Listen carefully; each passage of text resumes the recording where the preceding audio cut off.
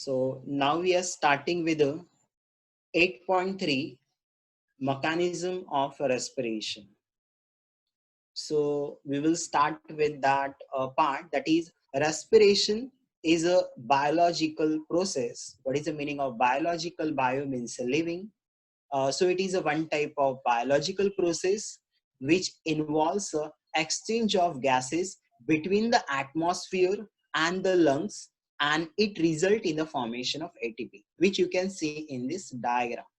Then that total respiration in our body, if I'm taking a human respiration, so it is divided into a four part, that is breathing, and B number external respiration, C internal respiration, and then cellular respiration. What is the meaning of breathing? Breathing means क्या है? Simply हमारे lungs के अंदर inhalation के time air enter हो रहा है, exhalation के time वो air बाहर जा रहा है. So this is called as a breathing.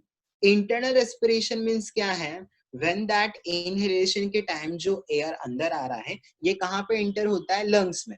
Lungs के अंदर एल्वोलस के रीजन में जब ब्लड का सप्लाई होता है पल्मोनरी आर्टरी और वेन से, तब उस टाइम क्या होगा, तो वहां पर CO2 जो है ब्लड के अंदर वो एल्वोलस में आ जाएगा, और एल्वोलस के अंदर जो हाई प्रेशर O2 है वो फिर से ब्लड के अंदर जाएगा. So this process is called it as a external respiration. After that okay, और प्लस इसमें क्या दिया है, वही पार्ट दिया है. डन. इसके बाद क्या है, internal respiration and cellular respiration. अब देखो ब्लड के अंदर CO2 और O2 मिक्स हो गया, फिर वो कहां पर आएगा, तो वो आएगा हमारे टिश्यू के पास, वो हमारे सेल के पास आएगा. फिर वो सेल के अंदर जब ब्लड जाएगा तब वो एक्सचेंज करेगा. आफ्टर दैट सेल के अंदर एंटर होने के बाद ये जो O2 है ये किसके लिए यूज होगा, तो हमने जो फॉर्मूला देखा था, that is C6H12O6 in presence of 6CO2 means O2 के प्रेजेंस में माइटोकॉन्ड्रिया के अंदर क्या होगा, ग्लूकोज का ऑक्सीडेशन होगा, और फिर ये क्या फॉर्म करेगा, 6CO2 प्लस 12H2O, और वही CO2 फिर रेस्पिरेशन के टाइम बाहर भी जाएगा. सो सेलुलर लेवल में सेल के अंदर ये जो रिएक्शन हो रहा है और एटीपी का प्रोडक्शन हो रहा है, this is called as a cellular respiration. और इंटरनल और एक्सटर्नल रेस्पिरेशन का मीनिंग क्या है, तो ये जो एक्सचेंज होता है वो पार्ट. और ब्रीदिंग यानी क्या है, तो सिंपली हमारी बॉडी के मीन्स देखो हम लोग, अगर मैं आपसे क्वेश्चन पूछूंगा रेस्पिरेशन, तो आप में से 90% लोग मुझे क्या बोल देंगे, sir that fresh air is going inside our lungs and CO2 is going outside. This is called it as a respiration, but this is not a respiration, this is breathing. वो inhalation और exhalation है जिससे सिर्फ हमारी body में oxygen जाता है, but हमारी बॉडी में फिर सर्कुलेटरी सिस्टम उसको लेके जाएगा सेल में, सेल के अंदर रिएक्शन होगा. This is called it as a respiration. So main aim of the respiration is ATP production. ATP यानी adenosine triphosphate एनर्जी का क्या होना चाहिए, प्रोडक्शन होना चाहिए, वो हमारे बॉडी का मेन पार्ट है रेस्पिरेशन का. Now the next part, that respiration is divided into so many parts. In that the first part, that is breathing. As I already said, what is the meaning of breathing? So in a breathing, the air is coming inside our lungs and the air is going outside the lungs. This process is called as a breathing, and this is process is also called as a inhalation and exhalation.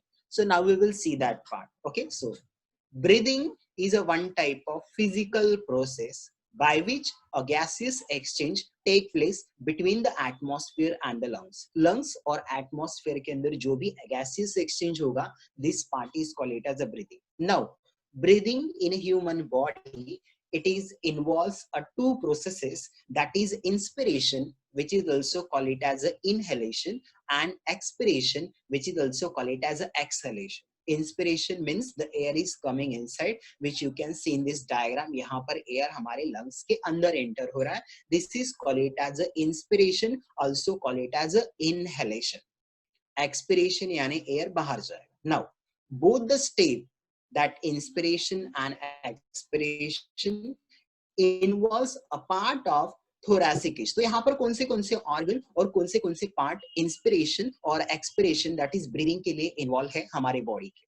So in our body, the part like thoracic cage, which you can see in this diagram, this full part is called it as a thoracic cage.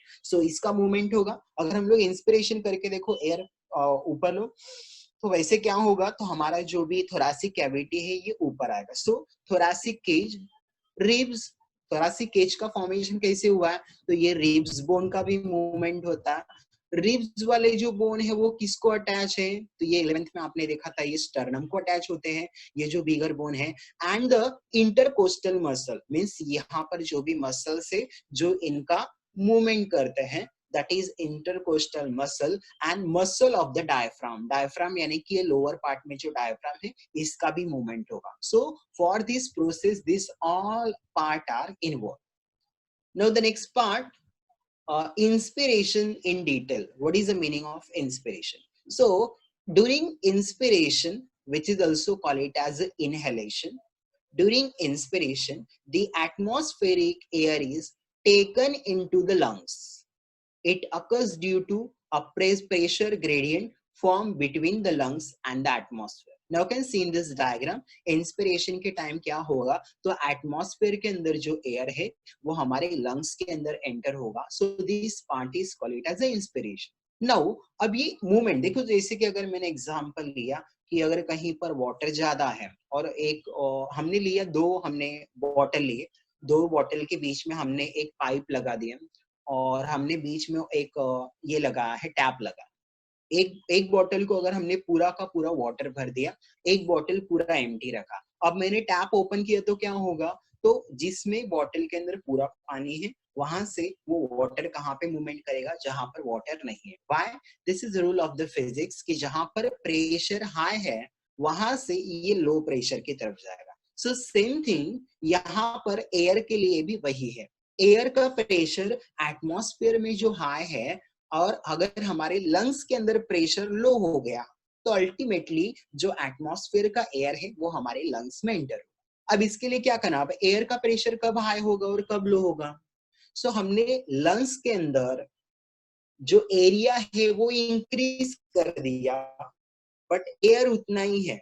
अगर मैंने inspiration के time क्या देखा है, देखो inspiration के time हमारा जो इंटरकोस्टल मसल है और रिब्स है वो पूरे की पूरी अपवर्ड साइड में आते हैं, जिसके वजह से लंग्स के अंदर जो एरिया है वो इंक्रीज हो जाता है. So at the same time area increase हो गया, बट वहां पर एयर तो उतना ही था, मतलब लंग्स के अंदर जो एयर है उसका प्रेशर लो हो जाएगा as compare to atmospheric air. So atmosphere का जो एयर है वो हमारे लंग्स में एंटर होगा. सो वही पार्ट यहाँ पे दिया है कि वो मूवमेंट कैसे होगा. हमको लंग्स के अंदर एरिया इंक्रीज करने के लिए लंग्स के ऊपर जो पार्ट है, that is thoracic cavity, ribs, sternum और डायफ्राम, इन सभी का मूवमेंट करना पड़ेगा. सो वही पार्ट यहाँ पे दिया. Now inspiration is a one type of active process in which diaphragm becomes a flat and goes downward. Inspiration के टाइम क्या होगा, तो पहले ये डायफ्राम जो डोम शेप में होता है, तो ये डायफ्राम हो जाएगा डोम शेप फ्लैट. मतलब क्या हो जाएगा, देखो अपर साइड में जो लंग्स है उसको एरिया थोड़ा सा बिगर मिलेगा. सो सबसे पहले क्या होगा, ये डायफ्राम डाउनवर्ड डायरेक्शन यानी कि ये फ्लैट हो जाएगा. So then after that external intercostal muscle contract, so ribs and sternum. So ये ribs और sternum को attach वाले जो muscle है वो क्या करेंगे, movement करेंगे, contraction करेंगे, जिसके वजह से हमारा जो ribs है और sternum है ये अपर साइड में मूव करेगा. सो वही पार्ट है, intercostal muscle contract, so the ribs and sternum move upward and outward. You can see in this diagram, ये रिब्स, ये जो इंटरकोस्टल मसल यानी ये रिब्स को अटैच वाले मसल, सो ये इनका मूवमेंट करेंगे पूरे के पूरे स्टर्नम और इसका अपर साइड में. इंस्पिरेशन जोर से करके देखो तुम लोग, तुम्हारा भी जो ये थोरासिक केज है वो अपर आ जाएगा. नाउ आफ्टर दैट फिर इसके बाद क्या होगा, तो ये जब हमने ऐसे इंस्पिरेशन किया तो हमारा जो लंग्स है, लंग्स के अंदर एरिया इंक्रीज हो गया, वही पॉइंट दिया है. So this leads to the increase in a thoracic volume. Okay, thoracic का जो वॉल्यूम है वो इंक्रीज हो गया and decrease in a pressure of thorax in a lungs. मतलब लंग्स के अंदर जो एयर है उसका प्रेशर क्या हो गया, डिक्रीज हो गया. और इसको इक्वलाइज करने के लिए, okay, so to equalize the low pressure inside lungs, air from atmosphere rush into the lungs, this is called it as a inspiration. So all of you clear? Inspiration के time में पहले ये diaphragm flat होगा, फिर intercostal muscle ये ribs और sternum का movement upper side में करेंगे, जिसके वजह से लंग्स का पूरा मूवमेंट अपर साइड में होगा और लंग्स के अंदर एरिया इंक्रीज हो जाएगा, बट जो एयर था वो तो उतना ही है। सो इसीलिए एयर का प्रेशर लंग्स में लो हो गया और एटमॉस्फेयर में जो एयर है उसका प्रेशर हाई है। सो अब क्या होगा, एटमॉस्फेयर का जो एयर है वो कहाँ पे आ जाएगा, लंग्स के अंदर एंटर हो जाएगा। This is called it as inspiration. Now the next part, expiration. Okay, next part is expiration, पूरा का पूरा अपोजिट रिएक्शन। अब हमको क्या करना, सो ये जो जितने मसल से पहले कॉन्ट्रैक्ट हुए थे, डायफ्राम जो फ्लैट हुआ था वो डोम शेप में हो जाएगा और जो इंटरकोस्टल मसल है वो रिलैक्स हो जाएंगे। तो लंग्स के अंदर जो एयर है वो तो उतना ही है, बट लंग्स का एरिया क्या हो गया, हमने डिक्रीज कर दिया। तो क्या हो गया, लंग्स के अंदर जो एयर प्रेशर है वो उसका प्रेशर हाई हो गया और एटमॉस्फेयर के अंदर प्रेशर लो हो गया जो एयर है। सो अल्टीमेटली लंग्स के अंदर जो एयर है वो बाहर चले जाएगा, एक्सपिरेशन। सो वही पार्ट दिया, देखो, during expiration the thorax contract, causing air to be exhaled, that is it is going outside. What happened in that time, the diaphragm relax, ये जो diaphragm है ये फ्लैट था कॉन्ट्रैक्शन के टाइम में, अब ये रिलैक्स होके डोम शेप में आ जाएगा। So it becomes a dome shape. Intercostal muscle also relax, pulling the rib cage inward and downward. Okay, जो इंटरकोस्टल मसल्स और ये स्टर्नम और ये रिब्स है, सो इंटरकोस्टल मसल का मूवमेंट लोअर डायरेक्शन में होगा, मतलब वो रिलैक्स हो जाएंगे, सो वो डाउनवर्ड आ जाएगा। Okay, done.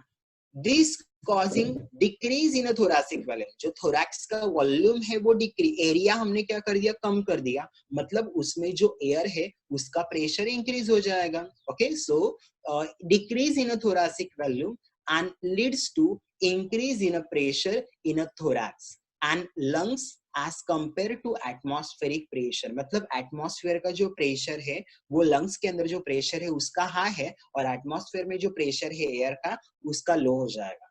सो अल्टीमेटली फिर क्या हो जाएगा, लंग्स के अंदर जो एयर है वो एटमॉस्फेयर में जाएगा, उल्टा। Okay, so air from lungs rushes out, this is called it as expiration. And one inspiration and one expiration is called one breath, मतलब हम लोग one time इंस्पिरेशन और फिर एक्सहेलेशन के टाइम एयर बाहर आएगा, सो इसको हमको काउंट करना है one breath, one inspiration and one expiration is called it as a one breath. Okay, so this is all about